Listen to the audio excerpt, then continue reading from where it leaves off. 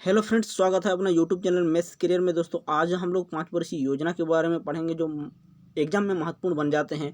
तो चलिए देर नहीं करते हुए स्टार्ट करते हैं। स्टार्ट करने से पहले यदि आप नए हैं तो चैनल को सब्सक्राइब करने के बाद बेल आइकन को प्रेस कर दें ताकि मेरा हर एक वीडियो का नोटिफिकेशन आपको मिलता रहे। तो चलिए स्टार्ट करते हैं 5 वर्षीय योजना के बारे में। देखिए, 5 वर्षीय योजना इस प्रकार है। प्रथम 5 वर्षीय योजना 1951 से 56 तक जो चला था, उसका मुख्य उद्देश्य देखिए अर्थव्यवस्था के संतुलित विकास की प्रक्रिया आरंभ करना था और कृषि को उच्च प्राथमिकता दी गई थी। ठीक है, उद्देश्य क्या था? अर्थव्यवस्था के संतुलित विकास की प्रक्रिया आरंभ करना और कृषि को उच्च प्राथमिकता देना। ठीक है, इसके अलावा देखिए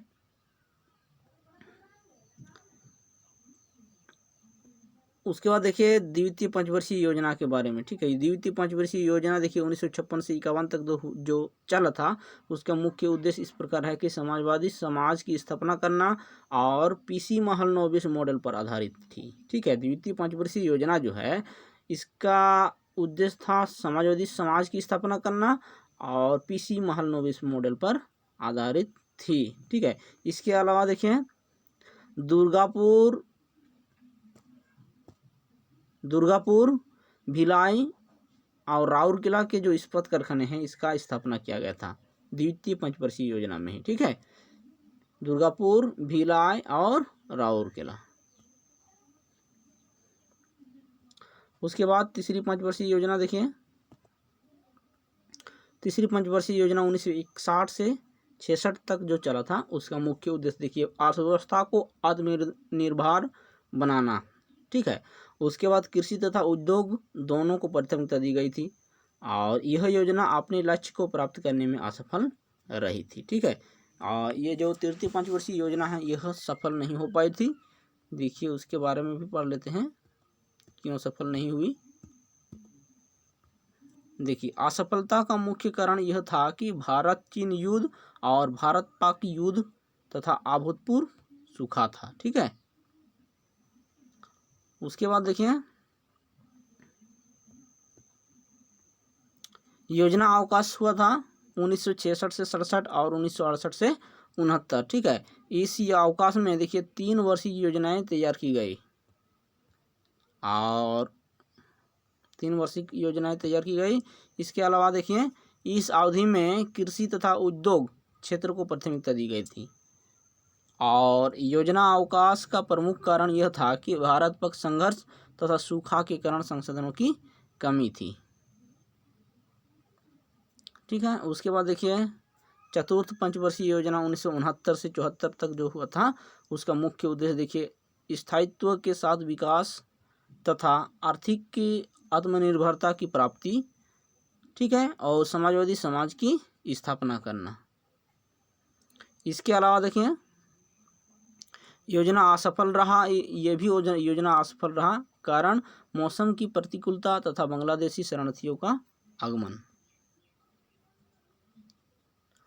उसके बाद पांचवी पंचवर्षीय योजना के बारे में देखिए 1974 से 78 तक जो चला था, उसका मुख्य उद्देश्य देखिए गरीबी उन्मूलन तथा आत्मनिर्भरता की प्राप्ति और 20 सूत्री कार्यक्रम 1975 की शुरुआत हुई। ठीक है, उसके बाद देखिए इसके अलावा पहली बार गरीबी तथा बेरोजगारी पर ध्यान केंद्रित किया गया और सर्वोच्च प्राथमिकता कृषि को दे दी गई थी। ठीक है,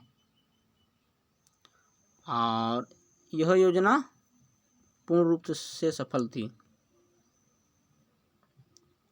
उसके बाद देखिए छठी पंचवर्षीय योजना जो 1998 से 85 तक हुआ था, उसका मुख्य उद्देश्य देखिए गरीबी उन्मूलन और रोजगार में वृद्धि।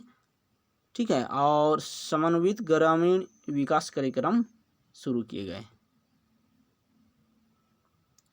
उसके बाद सातवीं पंचवर्षीय योजना के बारे में देखिए मुख्य उद्देश्य था पॉइंट नंबर 1 समग्र रूप से उत्पादकता को बढ़ाना तथा रोजगार के आधार अवसर जुटाना। ठीक है, इसके अलावा 2 नंबर पॉइंट देखिए सामाजिक एवं आर्थिक असमानता को प्रभावी रूप से कम करना। ठीक है, उसके बाद पॉइंट नंबर 3 देखिए देशी तकनीकी विकास के लिए सुदृढ़ आधार तैयार करना। ठीक है, इसके अलावा पहली बार निजी क्षेत्र को सार्वजनिक क्षेत्र की तुलना में वरीयता दी गई और जवाहरलाल रोजगार योजना कार्यक्रम प्रारंभ किया गया और यह सफल योजना था। उसके बाद देखिए 8वीं पंचवर्षीय योजना 1992 से 97 तक जो चला था उसके बारे में जाने थे। देखिए 8वीं पंचवर्षीय योजना में देखिए सर्वोच्च प्राथमिकता मानव संसाधन का विकास को दिया गया। ठीक है, मानव संसाधन का विकास को दिया गया। और प्रधानमंत्री रोजगार योजना 1993 की शुरुआत हुई। ठीक है, तो फ्रेंड्स आज का वीडियो में आप लोगों को कैसा लगा? यदि आप अच्छा लगा हो आपको तो लाइक करके शेयर करना ना भूलें। तो चलिए तब तक के लिए अगले वीडियो में मिलते हैं। Thank you.